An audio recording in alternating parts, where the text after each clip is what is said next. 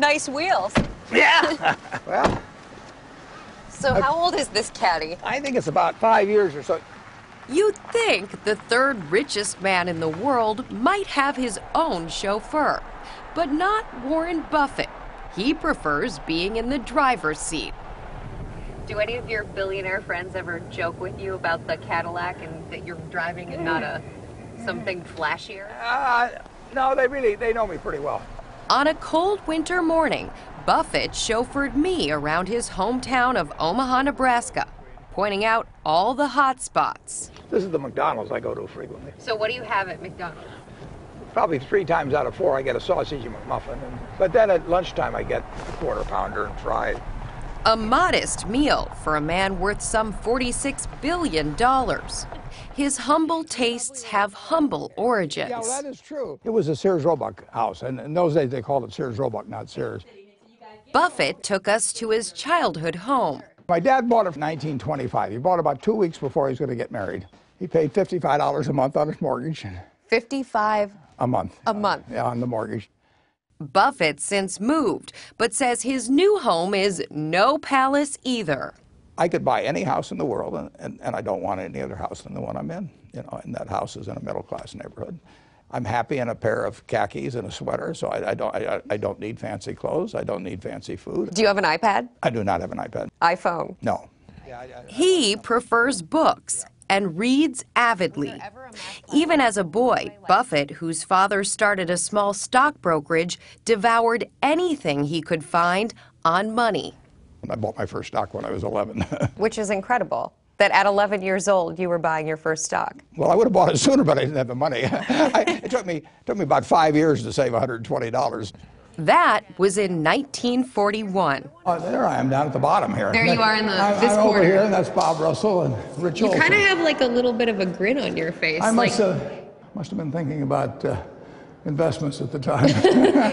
Warren Buffett, now 82, has vowed to give his money away to charity. So this is you. Well, this is me and my classmates. It's a fortune he's been building since his days here at Rose Hill Elementary School.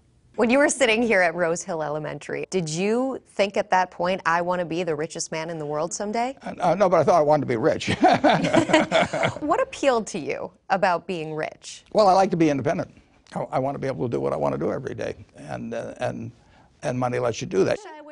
Fortune magazine writer Carol Loomis is a close friend. She's been covering Buffett's career for 46 years. Tap Dancing to Work is a collection of her articles about him. What would you say is his biggest strength? Well, his biggest strength, without doubt, is his rationality that he brings to business and investing. And this is a trait, rationality, that you would think many investors would bring to their work. But the fact is, most of them are swept up by emotions most of the time at some crucial time. And he never does that.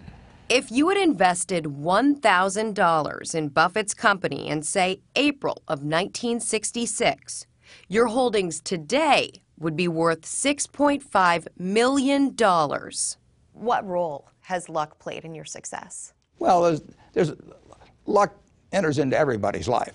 And Buffett says that begins at birth. The womb from which you emerge determines your fate to an enormous degree for most of the 7 billion people in the world. Just in my own case, I was born in 1930. I had 2 sisters that have every bit the intelligence I have, every bit the drive, but they didn't have the same opportunities. Because you were a man. And I was white. So if I'd been black, my future would have been entirely different. If I'd been a female, my life would have been entirely different. Buffett is just as outspoken about economic inequality.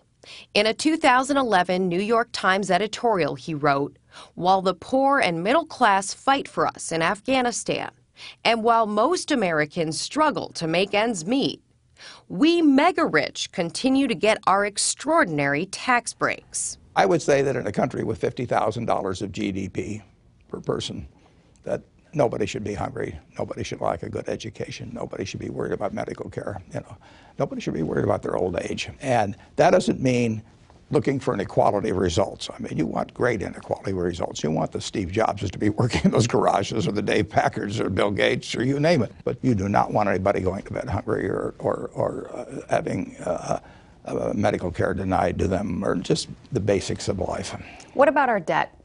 $16.4 trillion. It's a lower percentage as a percentage of GDP than it was when we came out of World War II. You've got to think of it in relation to GDP. It is not a good thing to have it going up in relation to GDP. That should be stabilized. But the debt itself is not a problem. So what's the biggest problem facing President Obama in his second term? I would say Congress. But you know, we look at Washington and you get discouraged. But I will tell you what is right about America just totally dwarfs what's wrong about Washington. 535 people are not going to mess up 315 million over time. You believe that? Oh, I know it, yeah. To see the future, Buffett says all we need to do is remember our past. If you really want to know the wonder of America, look about you, and then, you know, take it back in time 200 years, and it wasn't there. So what's happened? We've had a system that's released the potential of human beings, but we will have hiccups along the way. And we had a big hiccup when the housing bubble burst in 2008. But the Dow Jones average in the 20th century went from 66 to 11,497. We went through the Great Depression, world wars, all kinds of things, and this country just keeps chugging forward. It's hard to walk away from Warren Buffett without feeling optimistic. It's even harder to sit across from him without wondering, do you have any stock tips for me? Well, just between you. Yes, it'll be our little secret. Yeah. But it's no secret that Buffett puts his money in stocks. The average person will not know enough to know which stocks to buy. They won't know enough to know when to buy them, but they don't have to, because if they can buy all of America through an index fund. And then they just have to be sure they don't jump in at exactly the wrong time, and they won't know what's exactly the wrong time. So therefore, they should put their money in over a period of time, and they'll have some periods that are wonderful and some that weren't so good, but overall, they will do fine over time. Warren Buffett has done better than fine. In fact, he's done well enough to have no regrets. It would be churlish for anybody with all the good luck I've had in life, and to look back and say, you know, that this could have been better, that could have been better. It's been wonderful. Do you look back? Not much. I think it's a big mistake to look back.